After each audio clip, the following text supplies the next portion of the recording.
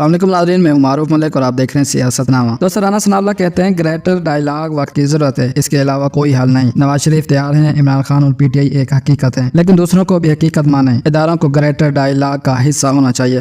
دوستو دانیال عزیز کہتے ہیں مسلم لیگ نون کی ریوڑیاں بانٹنے والی سیاست ختم ہو چکی ہے۔ ہماری نوجوان نسل کو لیپ ٹاپ یا آٹے کا تھیلا نہیں چاہیے، وہ آئی ٹی میں پوری دنیا کو ٹکر دے رہے ہیں۔ قوم عمران خان کے ساتھ کھڑی ہو گئی ہے، 180 سیٹیں عمران خان نے جیتی ہیں۔ لوگ کہتے ہیں عمران خان آزادی دلوائے گا، نواز شریف بری طرح سے ہارا ہے۔ اپنی دونوں سیٹیں شہباز شریف، مریم نواز، حمزہ شہباز، یہ سب بھی ہارے ہیں۔ دوستو اساتور کہتے ہیں معاشی اور سیاسی استحکام کی چابی عمران خان جیب میں لیے اڈیالہ جیل میں بیٹھے ہیں۔ آپ بے شک عمران خان سے معافی کا مطالبہ کریں، لیکن جب تک عمران خان سے بات چیت نہیں کریں گے تب تک نہ سرمایہ کاری آئے گی، نہ ہی معیشت ٹھیک ہوگی، نہ ہی استحکام آئے گا۔ دوستو محمد مالک کہتے ہیں پی ٹی آئی کو سوٹ ہی نہیں کرتا تھا کہ وہ نرمی دکھائے۔ تحریک انصاف اگر اپنا بیانیہ نرم کرتی ہے تو اس میں سوائے اس کی مقبولیت کم ہونے کے کچھ ہاتھ نہیں آئے گا۔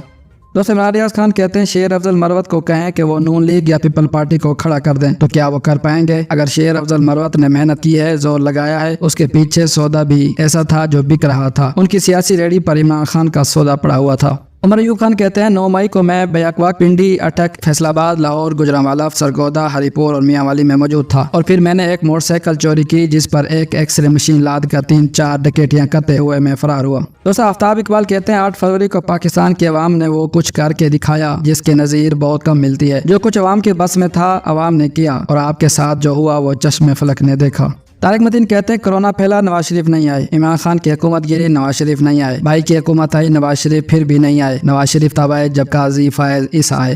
دوستو رؤوف حسن کہتے ہیں 9 مئی کو ہمارے احتجاج میں لوگ شامل کروائے گئے، ہم چاہتے ہیں کہ انکوائری ہو کہ ٹرکوں سے اترنے والے لوگ کون تھے، وہ ہمارے لوگ نہیں تھے۔